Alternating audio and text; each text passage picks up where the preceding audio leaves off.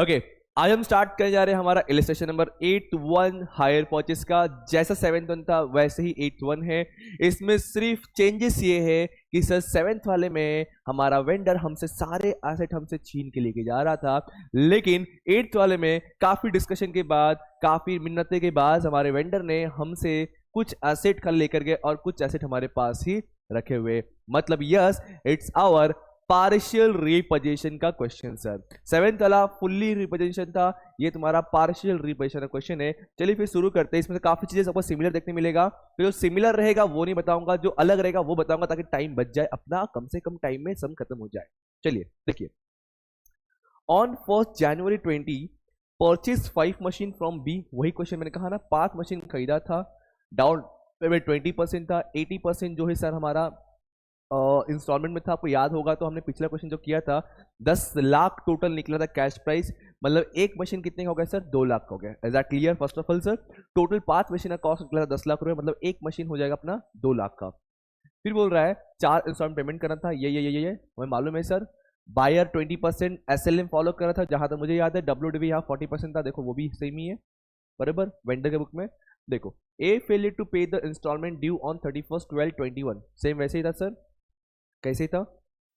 देखो यहाँ पे ए फेल हो गया सर। पहला इंस्टॉलमेंट दिया इसने 31 दिसंबर 20 को, लेकिन उसके बाद उसने 21 वाला इंस्टॉलमेंट नहीं दिया है। फिर 22 को 1 तारीख को निगोशिएशन के बाद, काफ़ी मेहनत के बाद, काफ़ी निगोशिएशन के बाद, जो बी हमारा वेंडर था वो बोला कि 2 मशीन अपने पास तुम रख लो, मतलब हमारे पास 2 मशीन रहने दो, और बी जो है बचा हुआ मशीन लेके जाएगा। सोचो थोड़ा सा, सोचो टोटल मशीन कितने थे? 5 थे। 5 में से 2 मशीन अब हमारे पास ही रहेगा। हम मतलब कौन सर? बायर है। तो वेंडर हमारा 3 जो 3 असेट है सर वो रीपजेस्ट कर रहा है, मतलब हमारे पास से 3 असेट लेके जाएगा। मतलब जो पिछला क्वेश्चन हमने सॉल्व किया 7th वाला, उसमें देखा था कि पांचों के पांचों असेट का एग्रीड वैल्यू निकाल देते।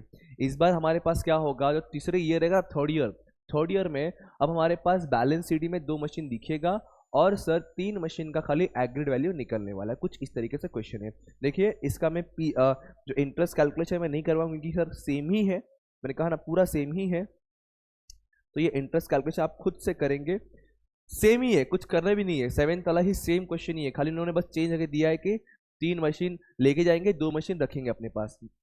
तो सर ये कुछ इंटरेस्ट हमने पिछले क्वेश्चन में किया था। अगर जिसने किया नहीं, जिसने देखा नहीं, तो प्लीज एक बार पहले क्वेश्चन 7 जरूर देख लीजिए, उसके बाद इसको कीजिए, आपके लिए अच्छा रहेगा। अब मैं ये बताने जा रहा हूँ कैलकुलेशन डेप्रिसिएशन, ये वाला हमने किया हुआ है ऑलरेडी। पूरे पांचों के पांचों मशीन का यहाँ पे दिया हुआ है, मैं यहाँ लिखता हूँ।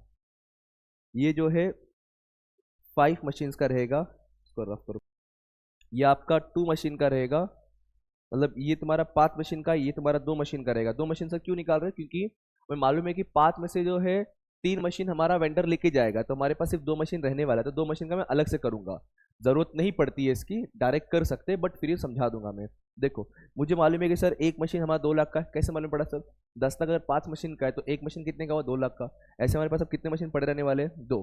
तो ओरिजिनल कॉस्ट कितना हो गया सर? 4 लाख रुपए। और 20% सर SLM है, मतलब ये आएगा सर 80,000, मतलब एवरी ईयर फिक्स हो गया 80,000। इसलिए मैंने बोला कि आपको ये कैलकुलेशन करने की जरूरत ही नहीं, क्योंकि ये SLM मेथड है, बट फिर भी हम करके रखेंगे ताकि बाद में कंफ्यूजन ना हो। सेम तरीका सब क्वेश्चन फॉलो करना हमें। ये 3,20,000 आ जाएगा, सेम 80 यहाँ पे होगा, कर लीजिए। 3,20,000 माइनस 80,000, तो 2,40,000 तुम्हारा जो है थर्ड ईयर के एंड में बैलेंस CD बनने वाला है। थर्ड ईयर के एंड में देखो, first year, second year, sorry third year में चार्ज करेंगे हम लोग डेप्रिसिएशन। क्या बोल रहे हो सर? क्या बोल रहे हो सर? समझा नहीं कुछ भी। देखो समझा रहा हूँ मैं। जब 2020 में कुछ गड़बड़ नहीं हुआ, 21 में गड़बड़ गड़बड़ किया, बट टेक ओवर सर 22 में हो रहा है। तो 22 में जो है हमारे पास से हमारा 3 असेट जाएगा, हमारे पास हमारा 2 असेट रहेगा, तो 2 असेट का डेप्रिसिएट तो निकालना पड़ेगा ना, 80,000। ठीक है, तो 2,40,000 माइनस 80,000 करने पे 160 जो है तुम्हारा बैलेंस CD दिखेगा। ये तुम्हें इस बार नया चीज रिकॉर्ड करना है कि हमारे पास अब थर्ड ईयर के एंड में अभी भी एज अ बायर हमारे पास कुछ असेट से, 2 असेट से, और 2 असेट का वैल्यू कितना रहेगा 3 साल के बाद? उसका 1,60,000 दिखाना पड़ेगा, जो प्रीवियस क्वेश्चन में नहीं था। ये आपका एक्स्ट्रा पार्ट है। अब जब मैं एग्रीड वैल्यू निकालूंगा सर, अब यहाँ पे हमारे पास 3 मशीन का निकालना है। क्यों सर? क्योंकि 3 ही मशीन जो है हमारा वेंडर हमारे पास से छीन के लेके जा रहा है, तो 3 मशीन का ही हमें एग्रीड वैल्यू निकालना है। तो सर ओरिजिनल कॉस्ट कितना होगा? एक मशीन सर 2 लाख का है, तो 3 मशीन कितने का हो गया? 6 लाख का। और ये 40% WDV है, तो 6 लाख के ऊपर 40% निकालेंगे तो सर ये आता है 2,40,000, सबसे पहला काम। माइनस कर लीजिए तो बचा कितना सर, ये आ जाएगा 3,60,000। अब 3,60,000 के ऊपर से अपने को निकालना है 40%, तो ये आ जाएगा 1,44,000। यस और नो, यस और no, come on fast. 3,60,000 minus 1,44,000 कर दीजिए तो बचता है 2,16,000। क्या सर इसका एक और निकालोगे? नहीं ना यार, पहले साल इंस्टॉलमेंट दिया हो गया, सेकंड साल इंस्टॉलमेंट नहीं दिया बट इंडेक्स ने यूज किया तो काम खत्म हो गया। थर्ड ईयर आएगा ही नहीं, थर्ड ईयर में हमारे पास है ही नहीं या सिंपल सा वेंडर ले चुका है, तो इसे थर्ड ईयर का स्पीड एप्रेशन निकाला नहीं है। ये वाला हमारे पास अब कंटिन्यू है, जो बचे हुए 2 मशीन है ना वो हमारे पास कंटिन्यू है, इसलिए थर्ड ईयर का निकला हुआ है। ठीक है, चलो तो ये जो है तुम्हारा एग्रेड वैल्यू 2,16,000 क्या है तुम्हारा एग्रेड वैल्यू। मतलब इस बार जहां हम सिर्फ ये लिखते थे अब ये भी लिखेंगे और साथ में ये भी लिखने वाले बैलेंस शीट में। चलिए अब देखो in the books of A, that is buyer के बुक में, देखो प्लीज ध्यान दो, मैं फिर बोल रहा हूँ, इसके पहले क्वेश्चन पहले कर लीजिए, इसके बाद यहाँ पे आइए, क्योंकि मैं यहाँ पे सिर्फ वही बताना जो पिछले क्वेश्चन में नहीं है, मतलब इस क्वेश्चन जो नया है वही बताऊंगा मैं। देखो in the books of A, that is buyer के बुक में, मशीन अकाउंट पहले परचेस कर लिया 10 लाख का, पहले से डेप्रिशिएट किया, इसमें सारे मशीन का है डेप्रिशिएट जो है, ये आपका पूरा 5 के 5 मशीन का है। ठीक है, ये भी पूरे 5 का 5 मशीन का है, क्योंकि पहले साल में डिफॉल्ट नहीं था तो पहले साल पूरा चार्ज कर लिया, सेकंड में पूरा यूज कर लिया, एंडिंग में डिफॉल्ट किया है तो इसलिए पूरे साल में पहले डेप्रिशिएट चार्ज करके क्लोजिंग कर दिया। उसके बाद थर्ड ईयर हम गए, थर्ड ईयर गए ओपनिंग किया। अब वेट एंड वॉच, सुनो ध्यान से। अब थर्ड ईयर में पहले साल समझो सर कि थर्ड ईयर में जो है पूरा मशीन हमारे पास अब नहीं है, थर्ड ईयर में हमारे पास से हमारा एसेट जा रहा है, कौन लेके जाएगा सर, हमारा वेंडर लेके जाएगा। लेकिन सर कुछ एसेट तो हमारे पास रहने वाला, डैम श्योर है। याद आ रहा है, तो पिछले क्वेश्चन हमने इसको क्लोज नहीं किया था, पहले हम गए थे बी अकाउंट क्लोज किए थे फिर यहाँ पे आए थे। सेम थिंग अभी भी हम लोग कर सकते हैं, बट उससे पहले इसमें कुछ एंट्रीज अभी लिखना पड़ेगा आपको। क्या सर, पहली बात तो ये कि इसमें भी डेप्रिसिएशन है। क्या बात कर रहे सर, डेप्रिसिएशन कैसे, एसेट तो लेके गया वेंडर, नहीं ना यार, पूरा एसेट लेके नहीं गया है, सिर्फ उसने 3 मशीन लेके गया, 2 मशीन तो अभी भी हमारे पास है, तो 2 मशीन का डेप्रिसिएट चार्ज करना पड़ेगा। तो हाँ जी, अब यहाँ पे आपका आएगा 1 तारीख को तो वो एसेट लेके जाने वाला है, तो फिलहाल मैं 1 तारीख का डेट डाल के छोड़ देता हूँ, फिर यहाँ पे 31 दिसंबर लिखूंगा जिस टाइम पे हम डेप्रिसिएशन चार्ज करेंगे। ठीक है, बाय डेप्रिसिएशन अकाउंट बोल करके मैं एक लाइन और छोड़ के लिखता हूँ, क्या पता प्रॉफिट लॉस क्या हो जाए तो वो भी रिकॉर्ड करना पड़ेगा ना सेल के टाइम पे, आई मीन टेक ओवर के टाइम पे। तो सर डेप्रिसिएशन देखिए इसके बुक में, ये देखो थर्ड ईयर का डेप्रिसिएशन ये 1 हो गया, 2 हो गया, तीसरा का 80,000 है सर, देखो 80,000 का डेप्रिसिएशन यहाँ पे आएगा। ओके चलो देखो यहाँ भी डेप्रिसिएशन दिख रहा है 2 लाख का, यहाँ दिख रहा है 2 लाख का, ये 2 लाख कहाँ से लिया हमने, ये देखो टोटल, जब टोटल एसेट देखे तो टोटल एसेट का डेप्रिसिएशन देखा, अब जब मैं सिर्फ बैलेंस का देखा तो सिर्फ बैलेंस का डेप्रिसिएशन देखूंगा मैं। ठीक है, ये जो 80,000 है ना वो ऑलरेडी इसके अंदर इंक्लूड है, डोंट वरी, यहाँ पे हम चार्ज नहीं करें इसलिए इसका अलग से मैंने पकड़ा हुआ है। ओके, अब हमारे पास बैलेंस कितने का एसेट पड़ा हुआ, 1,60,000 का बैलेंस है हमारे पास। तो सर अब एक यहाँ पे एक चीज और बढ़ गया अपना, बाय बैलेंस CD बोल के 1,60,000 का, आप चाहिए तो वर्किंग नोट नंबर 2 रिफर कर सकते हो। ईयर के एंड में हमारे पास ये जो है वो 3 मशीन का बैलेंस हमारे पास पड़ा हुआ है। क्लियर है, अब पिछले क्वेश्चन आपको याद रहेगा तो हमने इसको क्लोज ना करके हम गए थे पहले बी अकाउंट क्लोज किए फिर यहाँ पे आए थे, बट आप यहाँ पे इसको क्लोज कर सकते हो क्योंकि हमें हमारा यहाँ पे एग्रेड वैल्यू मालूम है, तभी बी अकाउंट ये मैं लिखता हूँ agreed value. Agreed value check कीजिए कितना था एग्रेड वैल्यू हमारे 3 मशीन का, 2,16,000, तो 2,16,000 में लेके जा रहा है ये सर, कितने में लेके जा रहा है 2,16,000 रुपये का। चलिए अब जो क्लोज कीजिए मालूम पड़ेगा प्रॉफिट और लॉस हो रहा है, ज़्यादा अमाउंट कहाँ पे दिख रहा है, 2,16,000 प्लस 80,000 प्लस 1,60,000 456, मतलब डेबिट में ज़्यादा है, ये 6 लाख यहाँ पर भी आएगा, सेम 6 लाख यहाँ पर भी आएगा। इस 6 लाख में से क्रेडिट का माइनस कर दीजिए तो ये आ रहा है 1,44,000, कितना आ रहा है 1,44,000, ये हमारे लिए हो गया by profit and loss, by profit and loss account. और जिस दिन सर ये टेक ओवर हुआ है मतलब रिपोजिशन हुआ उसी दिन का डेटा आएगा सिंपल सा। तो यस हमने ये ए अकाउंट ए बुक के अंदर मशीन अकाउंट खत्म कर दिया, इसके अंदर बी अकाउंट में कुछ ज़्यादा चेंजेस होगा नहीं, या इन सब का एग्रीगेट एंड ऑल जो एडजस्टमेंट रहेगा सर हमने यहाँ पे कर दिया, ऑलरेडी हो चुका है, बी में कुछ चेंज नहीं होगा। अब आता हूँ in the books of B, मतलब एज अ वेंडर सोचना है, एज अ वेंडर सर सबसे पहले मैंने सेल किया 10 लाख का, मैंने उसके पास से डीपी ले लिया, मैंने उससे फर्स्ट इंस्टॉलमेंट ले लिया, मैंने फर्स्ट का इंटरेस्ट चार्ज कर दिया और अकाउंट क्लोज किया, ट्रांसफर किया। सेम सेम था ना, यही चीज लिखा हुआ है हमारे क्वेश्चन 7 में भी। बस ये थर्ड ईयर में चेंजेस हो रहा है जहाँ पे रिपोजिशन हो रहा है, बट सारे असेट का रिपोजिशन नहीं हो रहा है सर। कुछ असेट का रिपोजिशन हो रहा है, कुछ असेट का रिपोजिशन नहीं हो रहा है, तो हमें बस वहां ध्यान देना आपको। अब देखो यहाँ पे सबसे पहले मैंने ट्रांसफर कर दिया, ओपनिंग किया हुआ है।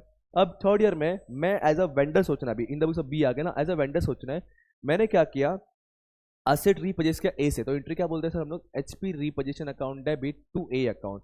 क्या, HP repossession account debit to A account, to A account, to A credit में आया, तो क्रेडिट में आएंगे सर।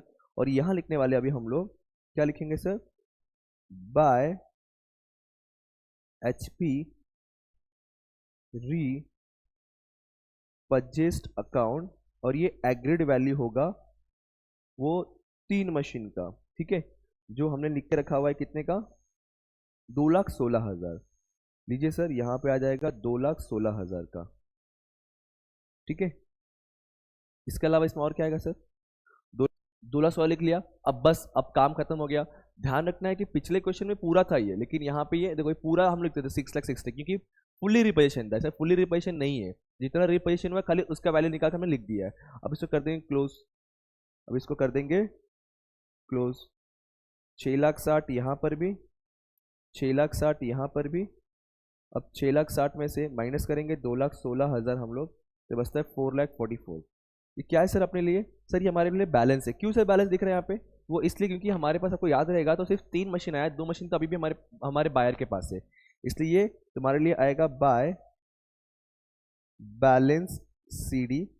ये 31 के दिन कर दीजिए, और रिपोजिशन तुम्हारा आई थिंक 1 जनवरी को हो रहा है, बरोबर है। ये हमने कर दिया, हमारा in the books of B में ए अकाउंट हमने कंप्लीट कर दिया। अब आते हुए एचपी रिपोजिशन अकाउंट में, जिसको देखो ये अमाउंट ट्रांसफर कर दिया, जो 3 मशीन का हमने ट्रांसफर कर दिया। अब इस पर हमने कुछ तो खर्चा किया हुआ है, देखिए थोड़ा ध्यान दीजिए यहाँ पे। यहाँ क्या लिखा पढ़ते हैं आपस से, 6,000 be after spending 6,000 on repairing of each of such machine. ओ हो, 6,000 each of such machine, sir हर एक पे 6,000 खर्चा करे। 7th क्वेश्चन देखो जरा, ऐसा कुछ था क्या, 7th वाले क्वेश्चन में देखिए, यहाँ क्या था, बी आफ्टर इनकरिंग 6,000, मतलब टोटल 6,000 खर्चा कर रहा था यहाँ पे 7th वाले में। लेकिन 8th में जो चेंजेस क्या करे, तो बहुत ही माइनर चेंज किया, बट इससे बहुत बड़े गड़बड़ होता है। इसने क्या बोला अभी कि 6,000 एक मशीन पे खर्चा कर रहा है।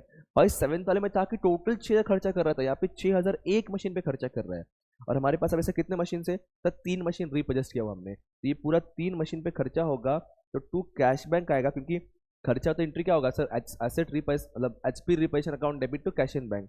तो सर यहाँ पे आने वाला है टू कैश बैंक। प्लीज ध्यान दीजिए सर, 6,000 रुपये एक मशीन पे खर्चा हो रहा है, हमने रिपोजिस्ट 3 मशीन किया हुआ है, तो 3 मशीन का निकाला जाएगा, 3 मशीन का निकाला जाएगा, जो कि आएगा 18,000। ये रिपोजिस्ट कब हो रहा है, तो ध्यान दीजिए यहाँ पे लिख के दिया रहेगा सर, जब हम लोग सोल्ड कर रहे हैं उस दिन, 30 जून को हो रहा है, 30 जून को, तो यहाँ पे आ जाएगा डेट तुम्हारा 13 जून। क्या आ जाएगा, 13 जून। अब इसको हमने सोल्ड भी कर दिया सर।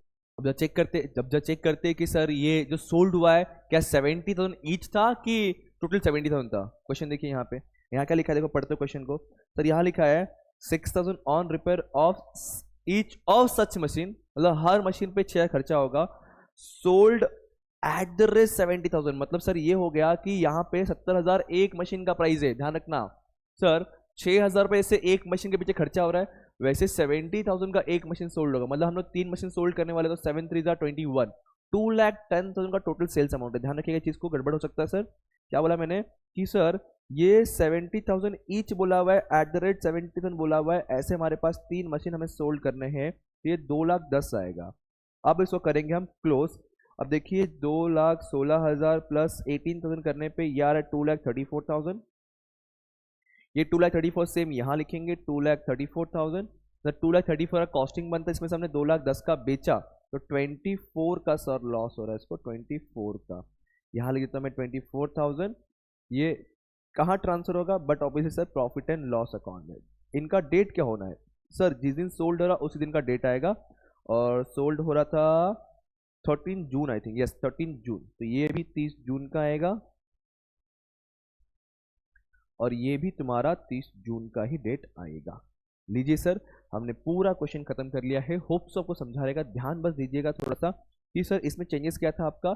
ये हमने 5 मशीन का पहले वैल्यूएशन किया एज पर दी बायर, फिर 2 मशीन है क्योंकि 3 मशीन तो हमारे पास है, हमारा वेंडर हमसे लेके गया, हमारे पास अब 2 मशीन ही हमारे पास कंटिन्यू होगा। फिर एज पर दी वेंडर जितना एसेट टेक ओवर हो रहा है, जितना एसेट रिपोजिशन हो रहा है, सिर्फ उसका ही निकाला